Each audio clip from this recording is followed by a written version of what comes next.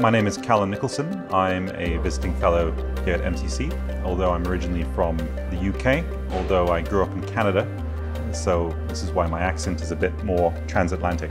Well, my family are British. My dad was a fighter pilot in the Royal Air Force. My mum was a teacher, so I was brought up in a family that had a military component and a teaching component. My education originally was quite fractured because my family were moving so much. So in the end, I went to 7 schools across 3 countries and I think 4 different school systems. But then I ended up going to Cambridge University in England and I studied social anthropology. And then after a couple of years in China, where I was studying Chinese and working, I then attended Oxford University and did a master's in migration studies. And then I did a PhD in human geography. I've then published in a number of different books and peer-reviewed journals on climate change and migration, offering my perspective on that issue. And also at the moment I'm editing a book with Hart Bloomsbury called Climate Migration: Critical Perspectives for Law, Policy and Research. I'm also working on another book right now based on a course I taught at the Institute of Continuing Education at the University of Cambridge on the impact of social media, because we all know that social media is impacting society, it's changing society.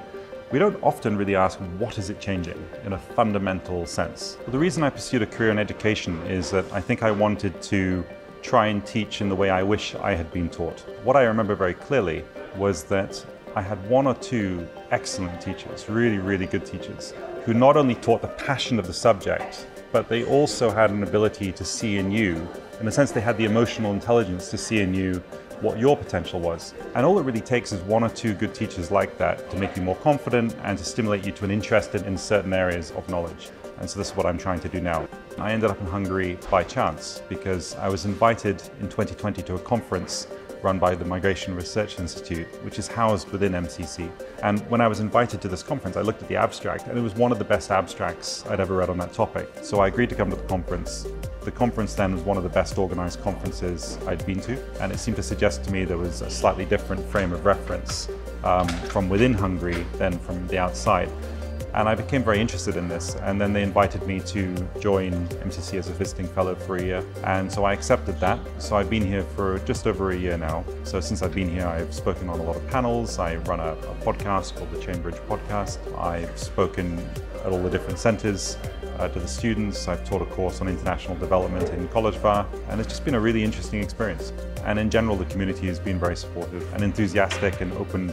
Well, my understanding of MCC's mission is to try and train the next generation of the Hungarian elite. One of the things that I think is quite interesting with MCC is not only an educational institute, they also house within it various think tanks working on various topics. So there's the Migration Research Institute, there's the Climate Policy Institute, there's various other institutes, and there's a lot of cross-pollination. The different institutes seem to work together, they all know each other, so there's a research collaboration, there's an engagement with the students, and overall I think that makes for quite a stimulating environment to be in. When I came here, the instruction I was given is that teach the students to think rigorously, and so that's, I think, essential.